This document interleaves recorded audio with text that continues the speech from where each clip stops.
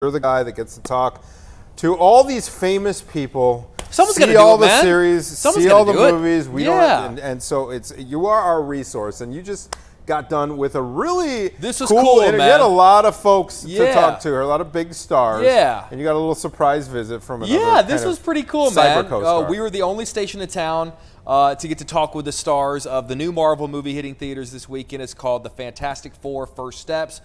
People have been waiting a while for this one. Since they kicked off the MCU with Iron Man 1 back in 2008, fans of Marvel have been asking, when's the Fantastic Four going to be a part of it? You know, because they're Marvel. It's what they refer to as the first family. Oh my Stan Lee gosh, and Jack really? Kirby created them back in 1961. You know, they're one of the OG Marvel characters, really. Like, they're it. They're the ones that sort of kicked off the whole thing. So this is has been overdue. Yeah, very much overdue. You know, it was a little intimidating. You know, they had us interview all four of them at one time, which, you know, there's that.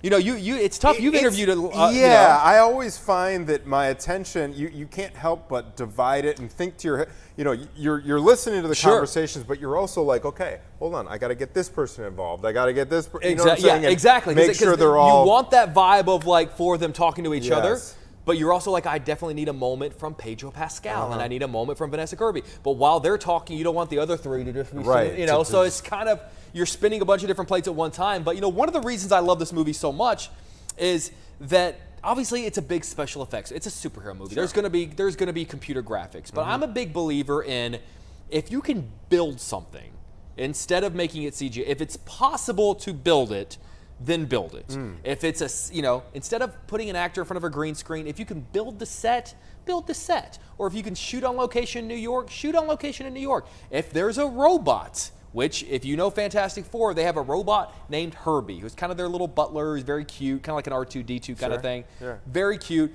And a lot of movies, he would have been CGI. But in this case, they built it, and he talks, and he wheels around, and he gives you fist bumps. It's an actual, in the interview hallways, he was like walking around talking to everybody. And you think that authenticity, where I you're think acting you can and just interacting, tell. It feels tangible. You can. I think so. I think it just feels like it's a reminder that this is like a real thing. So I had the chance to talk with all four cast members of the Fantastic Four. That's Pedro Pascal, Vanessa Kirby, Joseph Quinn, and Moss-Bachrach, who is cousin from the Bear. And it was just, we had a nice conversation, but there was a small little moment that reminded me that these things in the movie are real, because one of those things crashed our interview. The only way this movie works is if we buy you guys as a family. Families, they love each other, but they make fun of each other. Sometimes they get annoyed by each other. I'd love to know, what was the first moment behind the scenes where something happened that made you pause and go, okay, this is working. This family is actually happening. I'd say the moment we were all together for the first time. The very first moment. Not now. Herbs. Oh. Herbie. Not now. Herbie, we're doing an interview. Is it okay Always interrupting. He's always left out. It's fine, Herbie. It's the Fantastic Five. It's for the Fantastic Five. That's okay. Read the run better, dude. We'll talk in a second. Here, fist bump. All right, we'll talk in a second. He's colicky. See, was he always like that on set? Always jumping in and ruining takes? It's got worse. First time you guys were together, like you knew the family was. I think it was when we had the giggles in the first scene we shot. I think We couldn't stop giving each other giggles. Maybe I was just really like, I got off the plane and I had to go straight from the airport to Pinewood Studios, and you guys were all there, and I don't know why we convened at the gym. We crashed your workout. Oh yeah. Oh, that's right. Because I was like, we've got to get in those tight suits in one day. All three of us went over there, and we took a picture together, and that was that. Yeah, that picture, yeah. That's dangerous to let people know that we can approach you at the gym and ask for a selfie.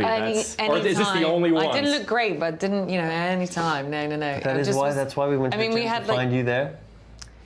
I must have been just been, we're going to be in these tight suits. That goes back to our conversation. I love that the first time that they were all four together, and I remember them tweeting that picture out a couple of years back when they started filming. But I love that the first time they were all together.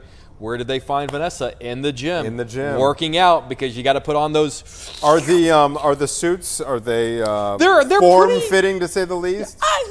Yeah. I mean, it's not quite as like. They're a little bit more traditional to what they looked like in the comic books. They're not as I mean, it's not the Iron Man suit or even as something as elaborate as like Thor's suit. They're very kind of, but they are, sure, they're slim fitting. The question that may be on long-time MCU fans, Yeah. is this going to live up to expectations? I think so, because this is also kind of building towards the next Avengers movie. We've got one more Spider-Man movie next summer, and then the next Avengers movie in December of 2026. It's called Doomsday. Is this another Tom Holland Spider-Man? It is another Tom Holland. Yeah, okay. yeah. But you know, Doomsday is a big deal for a lot of fans because one, Doctor Doom is a famous Fantastic Four villain, but most importantly, you know who he's being played by? Who? Mr. Robert Downey Jr.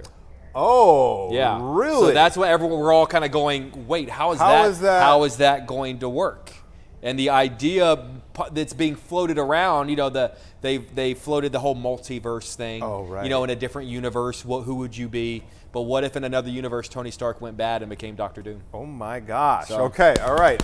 Right One now, more question they're before we going. wrap. Oh my Hold God, on. this is so nerdy. Eben. Yes. Moss-Bachrach? Is Yes, that his name? Okay. yeah. You know, so my only exposure to him as an actor is course. through Cousin. Yes. His character I mean, that's on what The most Bear. people know him as. It's one of those things where there are certain actors that get Yeah. only remembered Yeah, for yeah. a certain role, you know, and I Yeah. do feel like he's so unique in that Yes, role. and it's so authentic. just real. Yeah, Yeah, yeah. It's very Yeah. real. Yeah. I think that's the word. So what was it like seeing him in He this was other very cool. So capacity? you know, so I mean, obviously that was a very cool set that they let us do the interviews on. It was kind of a rebuilding of their kitchen, and so I was there, and each actor was kind of coming in one by one as we were gearing up to shoot this thing, and you know, you kind of get a little time, and Eben was probably the last of the four to come in. But I knew I wanted to talk to him about being from Chicago. And you know, he was coming in and he was being pulled in 1,000 different directions. You know, they're doing their final touches and the makeup, and they're telling him, hey, we're going to do the thing with the robot's going to come in. And he's being told, you know, he's got 50 people in his ear. And as he sort of walks by me, I just said, hey, man, I just want to say before we get rolling, you know, I live in Chicago and how much, you know, the Bear means to us because of how much attention you guys have brought to. And he almost city kind of stopped having everyone talk to him just so he could turn around and literally like because he'd shaken my hand when he came in, but purposefully shook my hand a moment. and Exactly. just said, I That remember he Chicago said, you know, connection. he goes, we didn't do anything for Chicago. Chicago did it for I us. love it. Yeah. All right, instant Yeah. fan. So Instant fan. good guy, very good guy.